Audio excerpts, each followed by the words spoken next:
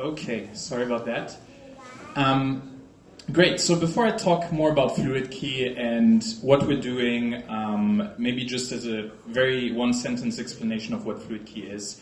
Fluidkey is a privacy-focused wallet that I think you can almost consider as your on-chain bank account in many ways. So we're really focused on making it simple to moving money, holding money, earning yield, moving money also to bank accounts, for example. And I'll show you a little bit about this in a second.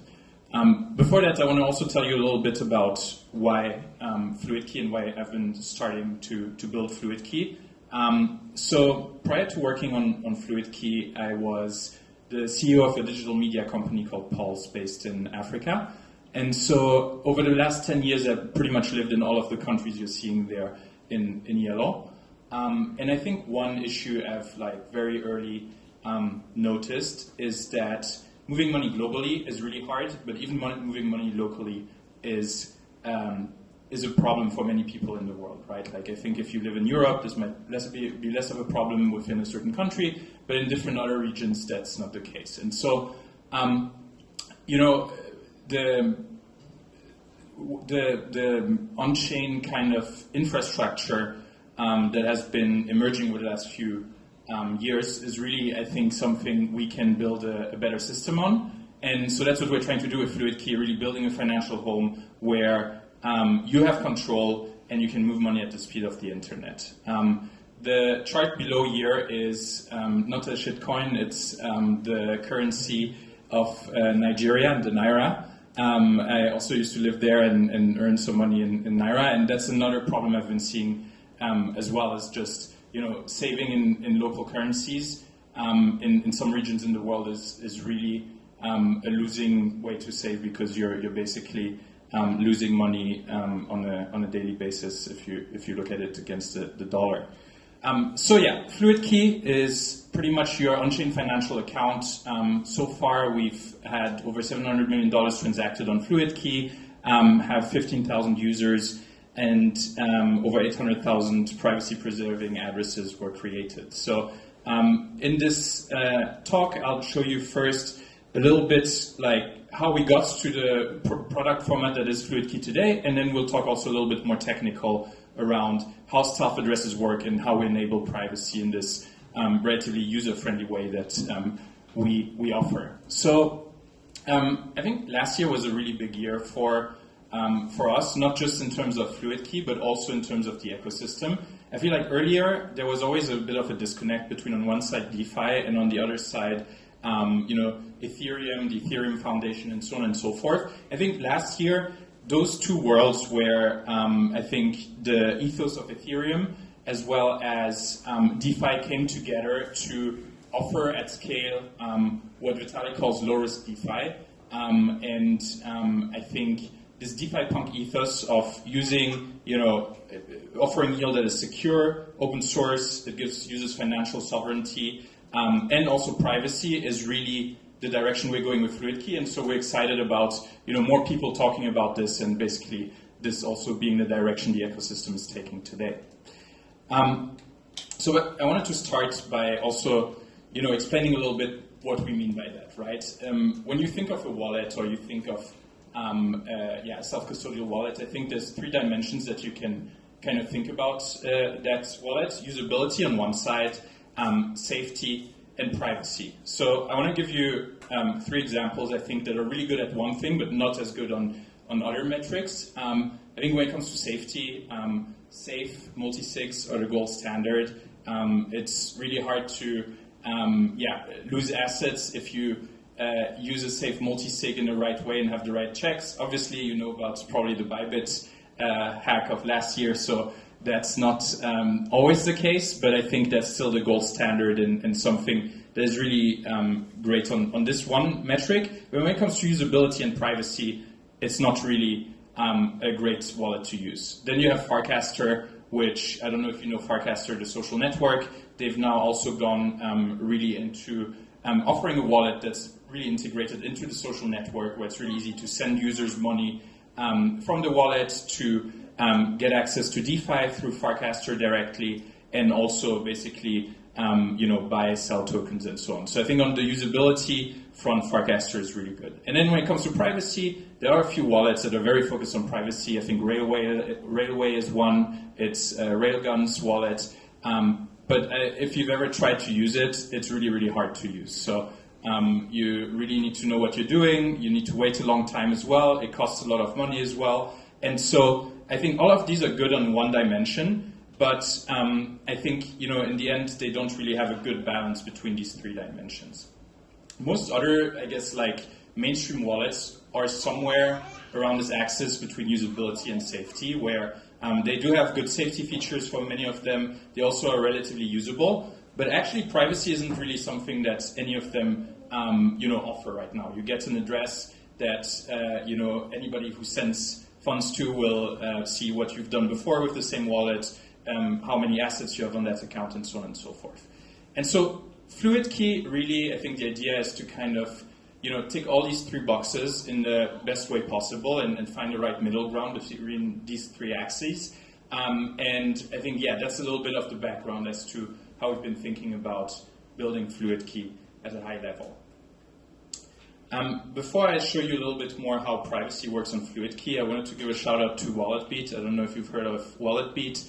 Fun fact is, I actually started WalletBeat 2 years ago as a weekend project, and basically just built a website with very simple check of different features. Does it support ENS? Does it support hardware, wallets, and so on and so forth?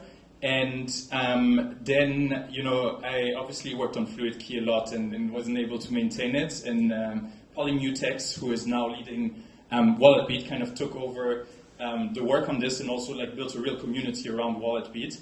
And so it's been really cool to see this now become something that's more than just a weekend project. But if you haven't heard of it, check it out. I think there you can really also check what wallets are offering in a really good way. So now let's get into privacy. So on Ethereum, if you didn't know, your account is publicly visible, right? So if you have an address, anybody can look it up on Etherscan, and if you're reusing the address for every transaction, that means they can see who else paid you, how much you earned from that address, what you did with your funds, how your portfolio is doing, and so on and so forth.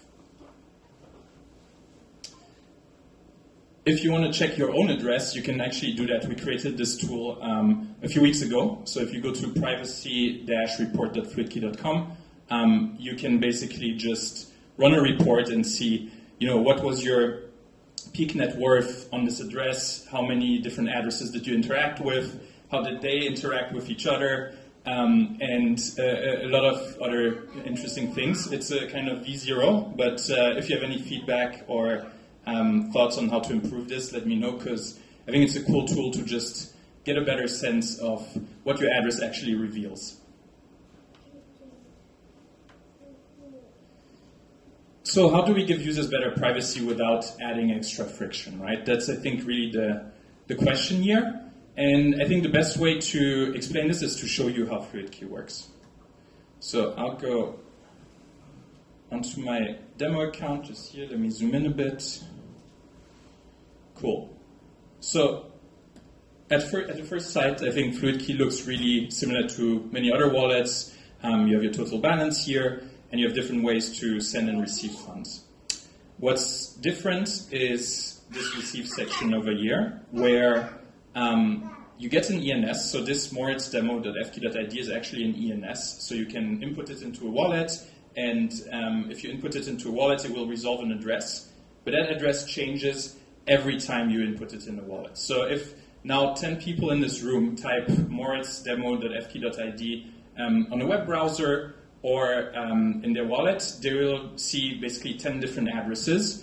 And if you then send me money, I will see obviously all of the payments that go into this account, but you wouldn't know about who else paid me, how much they paid me, how much I already have on this account, and so on and so forth. That's really at a high level how Fluidkey works and how you can think about this. There's three modes to receive money. One is there's a web link, so this moritzdemo.fq.id is also a web link over here. It's an ENS, so I can paste it into my MetaMask and it'll work there as well. And then you can also just generate a new address here. So you can pretty much create an infinite amount of addresses get paid without worrying about disclosing any previous payments and so on.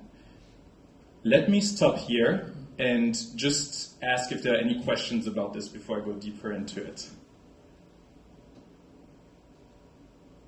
All right, everything's clear. I can continue.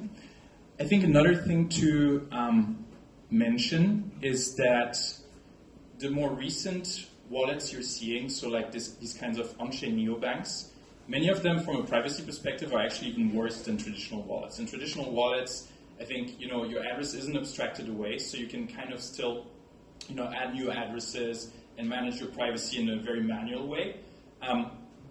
When it comes to on-chain neobanks, many of them basically give you one address, and that's the address that will have all of your transaction history forever on-chain, as much as you use that on-chain neobank. And so I think there's a spectrum as well where we're on the other side, and every time you transact, you basically can be sure that it's a different address that isn't linked to any of your previous payments. So this is a little bit of an overview of how you can think about it. In the kind of traditional Ethereum world, you have your ENS, or your address, and all of your balances linked to it. And then with Fluidkey, every address is a new, is holding your balance separately.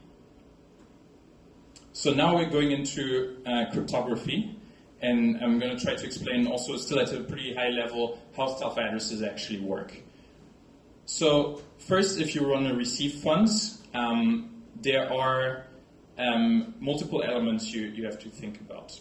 And all of this is, by the way, is abstracted away in Fluidkey. This is just to give you a little bit more context as to how this works, because this is all self-custodial, and you can, on your own, basically reproduce this without having to interact with the Fluidkey UI or anything like this.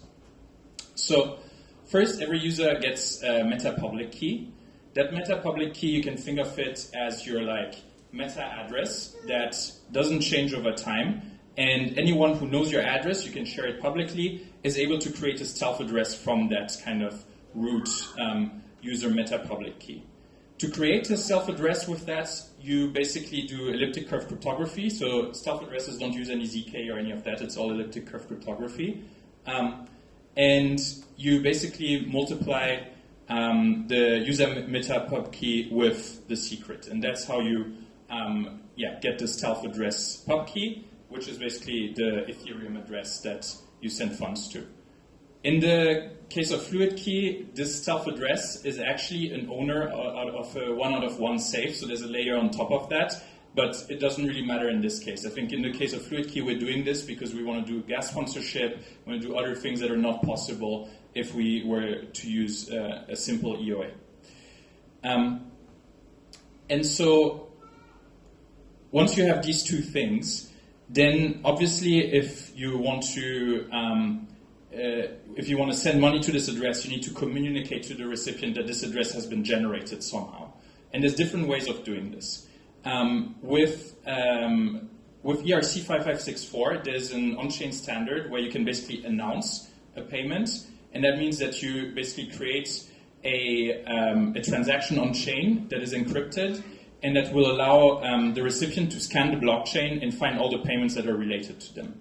Another much simpler way of doing this is to just use a trusted third party that will have all of these addresses, but publicly on Etherscan you wouldn't be able to link these addresses together. And then the third one, and that's what we're using with Fluidkey, is that these addresses can also be generated pseudo-randomly. So instead of having a secret that just is completely random, that secret is pseudo-random, and that means that as long as you know the kind of meta secret that is used to generate all of these secrets, you can always recover your account without even having to, use any kind of on-chain scanning. Now you have money on a stealth address and you want to send money out to someone from that address. How do you do that? In sync with that meta public key, the user also has a meta private key that basically is completely known only by the user. So this is obviously completely private and stays on the device of the user and should never be shared with anyone, because if someone has access to this meta private key, they basically have access to all of your addresses, right? Like this is the same thing as a seed phrase or as a private key.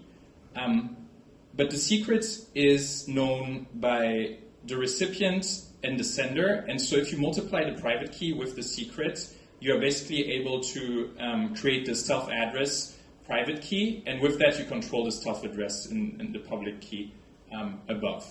And so that's how stealth addresses work. It's pretty simple. If you're interested in kind of digging more into the code around this, you can just go to Fluidkey's GitHub. It's all open source, so you can also play around with it and kind of build your own stuff with that. There are a few recovery interfaces as well that third parties have built without us, so you can also know that if you ever, worry about not being able to recover your funds if our UI was to disappear, there are actually already third-party interfaces available for that.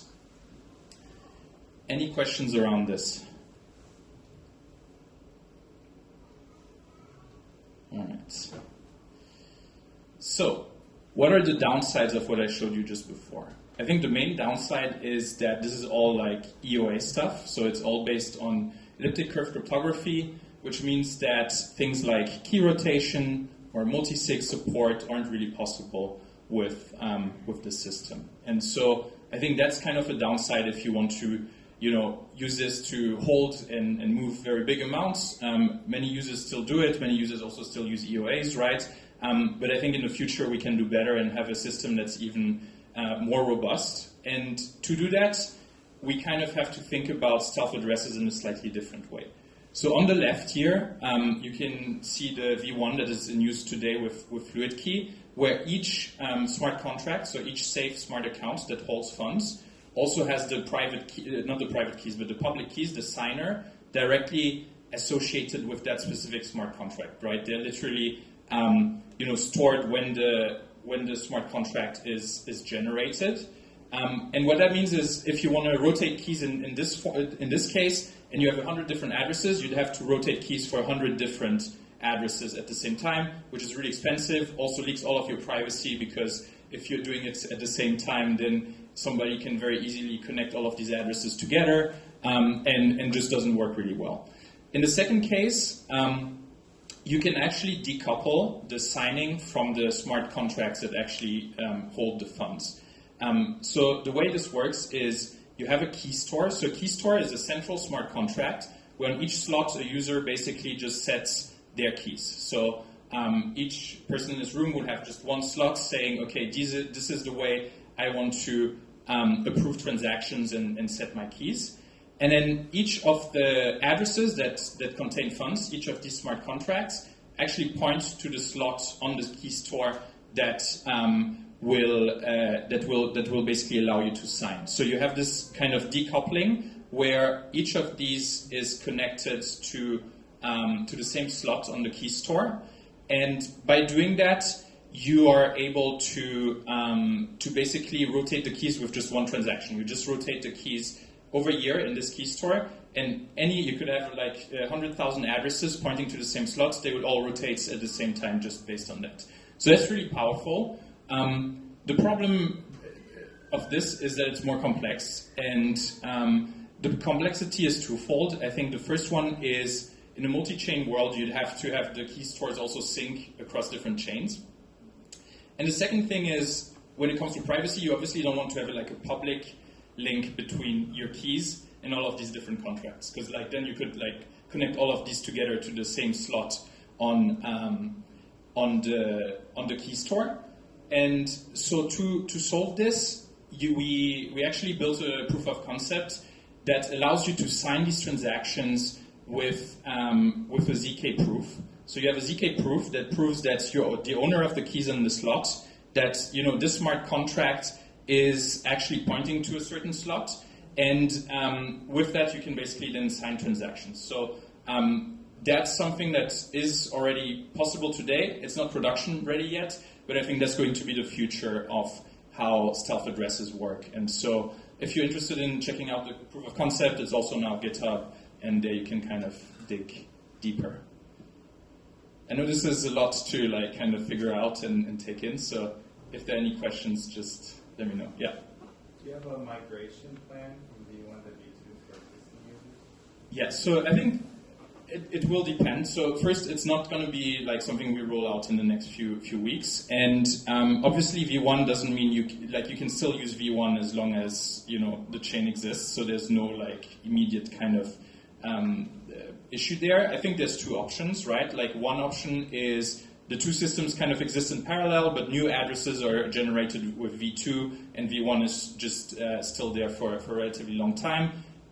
The other option is for users to kind of migrate with the push of the button. The problem with that is you obviously don't want to migrate everything at the same time, so then it needs to be like spaced out over time and so on and so forth. So we'll have to see what makes sense, or if we just give users the choice to like pick one of these two options. But I think that's all things that are relatively solvable.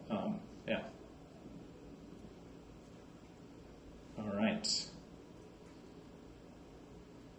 Good. So the next thing I wanted to talk about as well is like the kind of privacy we're providing with Fluidkey, because I think a lot of people, like when you look at crypto Twitter and so on, everybody talks about privacy and so on. It's a bit of the new meta, but privacy can mean so many different things, and I think it's really important to know what we mean with privacy and kind of differentiate between different types of privacy. So what Fluidkey provides with staff addresses is what's called unlinkability. And what that means is that nobody knows when an address is generated that is your address, that this is actually an address owned by you, right? So like we can't link your main public ENS with this new address that is being generated. But you can still trace funds, so you can still see that, USDC was sent to this specific address. We just don't know it's your address, right? So like if somebody pays you, you'd still have that on-chain kind of link of the payment going to that address.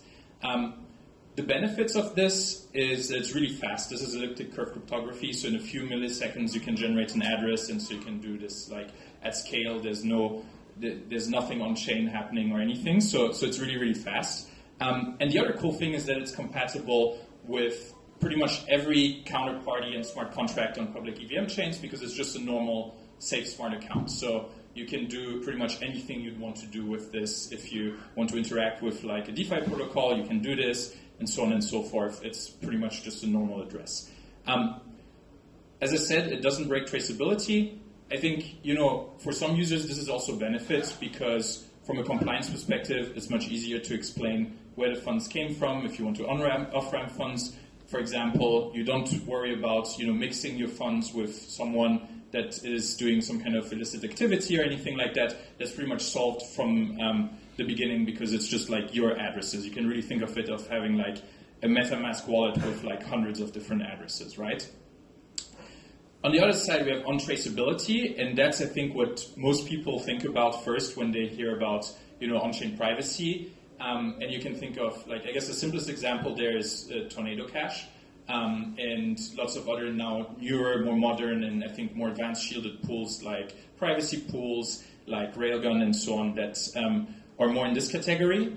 The downside here is that this is not instant. You can't just, do a transaction where money goes into the pool and out, because that wouldn't really give you any privacy, right? So you have to deposit funds first. Then also most of these newer pools will check that the funds are not coming from any illicit kind of activity, a hacked contract or anything like this. And so it takes at least a few hours to move funds through a pool, and the longer you keep them in the pool, the more privacy you kind of also get from that. So they're relatively slow. The other thing is that you have a relatively limited set of operations you can do with them. So you can, with some of them, you can like kind of just move money in and out. With most, you can at least also send to other participants in the pool. And with some like Railgun, you can also do some like basic DeFi, like swapping some tokens and so on and so forth. But obviously, you can't just interact with an arbitrary smart contract and do anything you want within the privacy pool. So you're much more limited in the kind of all of the things you could do on public EVM chains.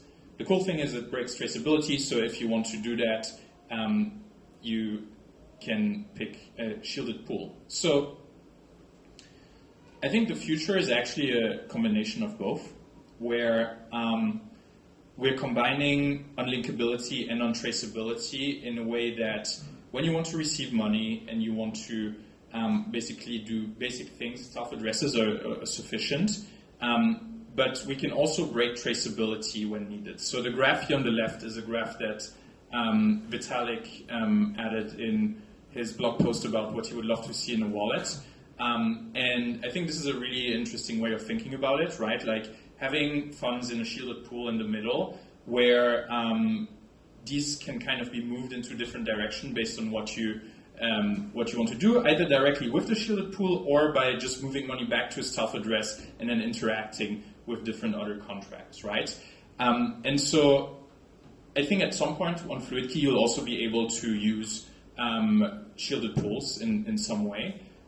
Because, yeah, it will help really give you privacy that is even stronger in the cases you need it to be stronger, right? Like one case you can think about is, oh, you now receive like $10 million and you want to spend that over lots of different transactions of like, $1,000. Self-addresses aren't really good at that because you'd basically have one address with $10 million and then you'd spend out of it like a bunch of times, so you still link a lot of actions together, right?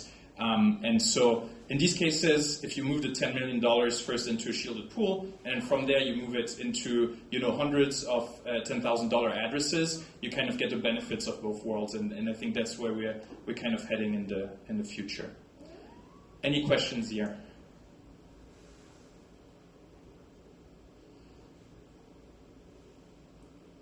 If no questions, I will head to the last part of the presentation. Here I want to show you something that's not privacy related.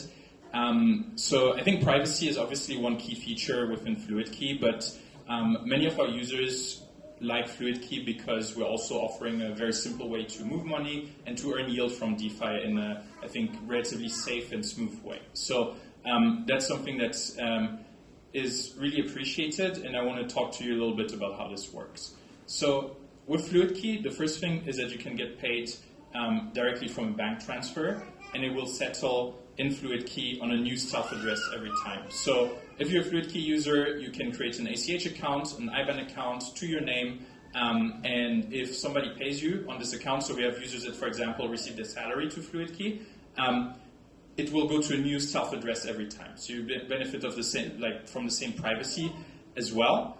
And once you get this on the self-address, it's obviously converted into either USDC if it's an ACH transfer, or EuroC if it's a Euro transfer. So that's the kind of bank rails part, and you can obviously also directly receive funds to your self-address without receiving a bank transfer. Just thought it'd be worth to mention that. And then without clicking, without even opening the app, you can start earning yield on these funds as well. That's the power of using Safe Smart Accounts as our account system, because users can basically enable a module that allows auto deposits of these funds. So as soon as you receive funds from either bank transfer or a normal transfer into Fluidkey, within 15 minutes, these funds automatically get deposited into 4626 Vault, so a Morpho Vault, Aave Vault, or Summer Finance Vault. And so you kind of earn, automatic DeFi lending yield the moment you receive funds inside of Fluidkey. And I think that's something that also is uniquely possible on chain, because we have this scoped basically permissions to move these funds to one specific vault and only move them on behalf of the user without being able to do anything else. And so you have the kind of security of having very limited scope of what we can do with having automations that are really powerful and allow you to earn yield right away. So that's what I wanted to end this kind of overview with as well, and show you a little bit about how Fluidkey works. Would love to answer any questions you have as well. And before we end this as well, I have a QR code here. If you're not on Fluidkey yet, you can check out this QR code to either download Fluidkey or open it on your browser. If you then open it through the link that appears at the second step, you'll upgrade directly to 20K in free monthly bank transfers from it. And there's also a small USDC surprise that will get dropped to you. Most likely it'll be 1 USDC, but if you're lucky, it'll be enough to have a nice dinner later. So yeah, we'll see if anyone gets it. It's like there's the same probability for everyone, but I think we have 40 invites on this, so we'll see. Please let me know if you get it. Yeah, and if you want to follow us as well, it's at Fluidkey on Twitter and Firecaster, and also on Telegram. And I'm Moritz _ Fluidkey on Telegram as well as Twitter as well. So feel free to reach out. Happy to chat more as well if you're interested in Fluidkey. I'd love to onboard you, answer any questions, and yeah, thank you very much.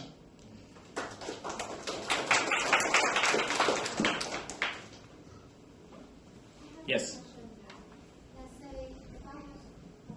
Thank you. So I have a question. Let's say if I have $10 in each of my 10 wallet address, and if I'm sending 100 to other user, or let's say if I'm sending $60 to other user, yeah. How can you decide which the allocation of the money form, and also will it cost any more gas fee during the process? Yeah. Yes. So a really good question.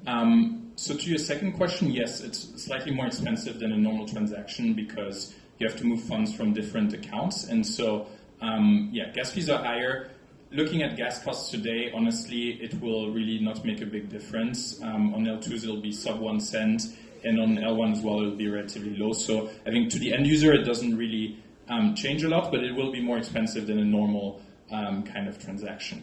Now, about how we're moving money, if you move money from different addresses, the way it works is that generically it will compute the most privacy-preserving path to do the transfer. So if you say, receive $10, $100, and $100,000, if you want to send $90 out, it'll take those funds from the $100 address generically to move the funds. Now, maybe you want to send $110 out, then what it will do is it will combine the $110 address to do that.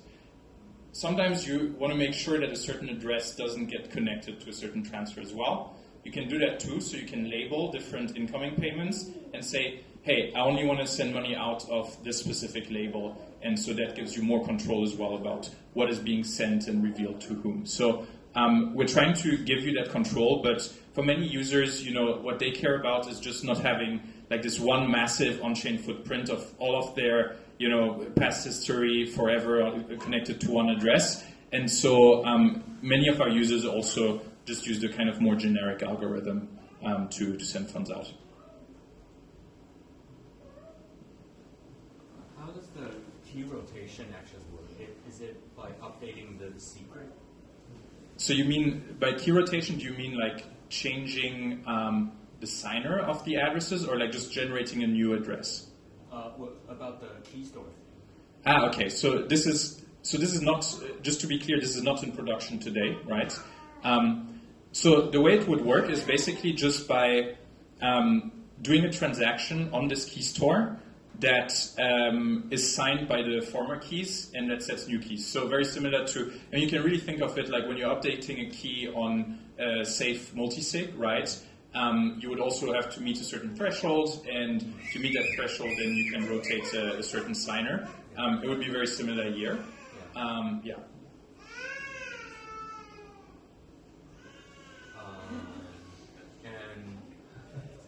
And the key stores, how does the mapping actually work? What maps to map?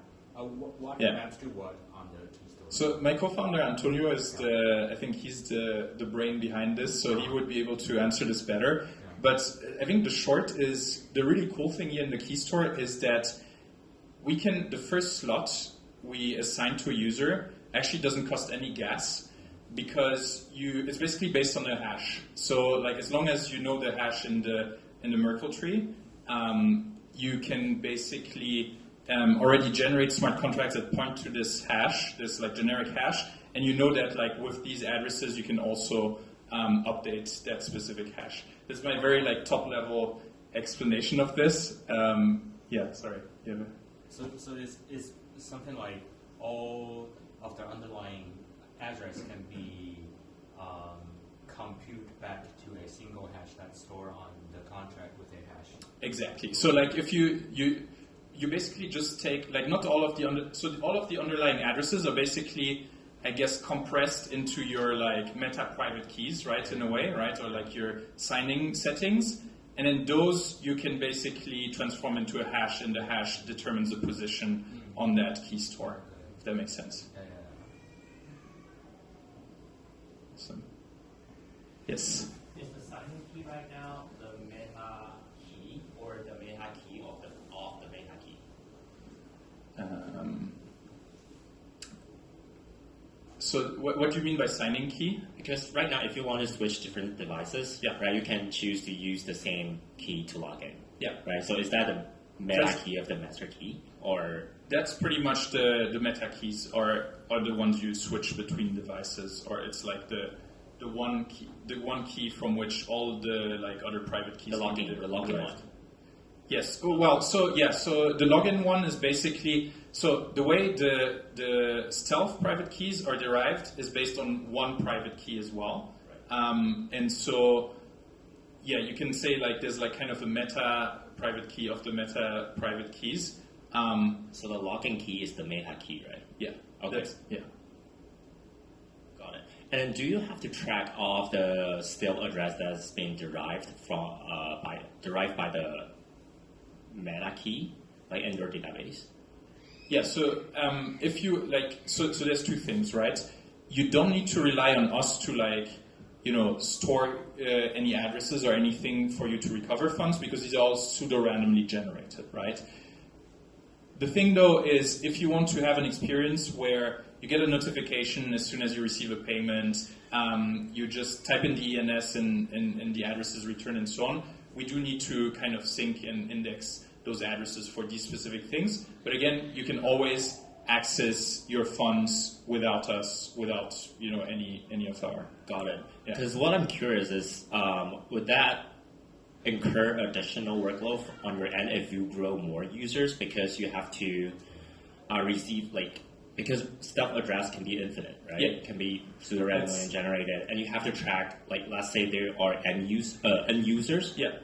and you can generate M addresses for each one. Yeah. So you have to kind of monitor every potential notification or receiving things on. Yeah. No, that's a really good engineering question, because we probably already have generated more addresses than most mainstream wallets just because of this, right? And so we definitely can't rely on normal wallet API and just be querying it every time you open Fluidkey. If we were to query your hundreds of different addresses, that wouldn't work, right? So we have our own indexing system that works a bit differently, where we basically look at every transaction that gets published on chain and check if it's connected to any of the addresses that our users use, and so that scales very well. Yeah, because what I'm curious is traditional indexing info doesn't work. Yeah, exactly. So we had to kind of build our own for that. Yeah, got it. Thank you. Quick question. Is the code base open sourced? Yes. Go ahead. I found an old one, but it looks not up to date. But. You found all of the core cryptography is open source, and you can. Let me just open it here as well, so you can see that. Let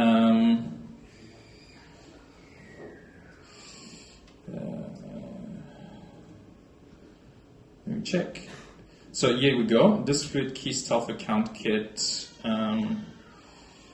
over here. That contains all of the cryptography you need to generate all of these addresses. As up to date, we're using the same package. We're not using anything else. There's even a recovery interface. It's also hosted on another domain, but we are hosting it on our own domain. We didn't build this. This was built by a third party that basically uses the same kind of underlying cryptography to basically recover addresses also without us. And I also, a few weeks ago, I did a kind of video tutorial on YouTube where I walk you through the steps to use this as well. So you should have everything really to kind of do this. What isn't open source yet fully is all of the front end, so that's something we're working on. Yeah.